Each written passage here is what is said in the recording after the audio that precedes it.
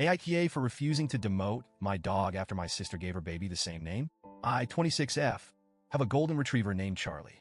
And no, this isn't going to be some cute, lighthearted story about a dog. I promise, it's about to get really messy. To give you some context, I adopted Charlie 4 years ago when I was going through a tough time in life. I had just ended a long-term relationship, and I was feeling incredibly isolated. I didn't know what to do with myself, so I decided to adopt a dog. I walked into the shelter one day, and there he was, this goofy, shaggy golden retriever with a big smile and sad eyes. I didn't think twice. I adopted him that day and named him Charlie almost immediately. Charlie became my lifeline. He was there through every high and low. We went on hikes together, cuddled through long Netflix nights, and basically, he was my emotional support before I even realized I needed it. I named him Charlie not because I was trying to make any sort of statement or anything. It just seemed to suit him. He was this warm, loving dog who always seemed to understand me, and Charlie felt right.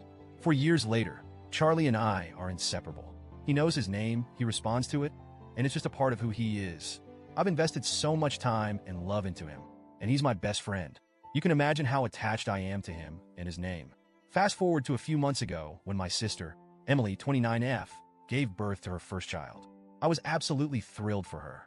I love being an aunt, and Emily and I have always had a pretty close relationship. We went through a lot together growing up, and while we've had our differences, we've always been there for each other. Her pregnancy was a big deal in our family, and I couldn't wait to meet the little one. When I found out Emily and her husband had decided to name their baby Charlie, I didn't think too much of it at first. I'm sure that's a surprise, considering what's happened since then. But hear me out. My immediate reaction was to think, oh, that's funny. We're gonna have 2 Charlies in the family now. I even laughed it off with Emily when she first told me. I mean, we've had family members share names with pets before, so I didn't see the harm. But that was before I knew how much of a big deal it would become. It all started at a family gathering a couple of weeks ago. Everyone was hanging out, catching up, and I was sitting on the couch with Charlie, playing with him. I called him over to me as usual. Charlie, come here, boys. And that's when Emily pulled me aside. I could tell from the way she was looking at me that something wasn't right. So I braced myself for what was coming. She started off with this forced smile and said, "Can we talk for a second?" At this point, I had no idea what was going on. So I followed her to a quieter part of the house, and she got straight to the point. "I need you to stop calling your dog Charlie." I blinked a few times, processing what she was saying. Was she serious? What? Why? I asked. She looked at me like I was missing something obvious and said, "It's confusing and disrespectful to me and my son for you to keep calling your dog Charlie now that he has the same name." My brain just kind of short-circuited for a second. I tried to keep my voice even when I said, "Emily, my dog's name is Charlie. He's had that name for 4 years. I'm not going to change it." But she wasn't backing down. "It's not just about you and your dog, though. It's about my son. He's a person, not a pet. It's going to cause confusion, and I just think it's unfair to him that he shares a name with a dog. And it's going to be weird at family gatherings when people are shouting Charlie and we don't know who they're talking to." She went on, saying how it would be awkward for her son to grow up sharing a name with a pet, especially one as well known in the family as mine. And then Emily dropped the bombshell. She asked me to rename my dog. I was floored. I've had Charlie for 4 years. He's been a constant in my life, and I couldn't just change his name like that. It would confuse him and honestly just feel wrong. I tried to explain all of this to Emily, but she didn't seem to care. "I know it's a big ask," she said, "but I really think it's necessary for the family dynamic.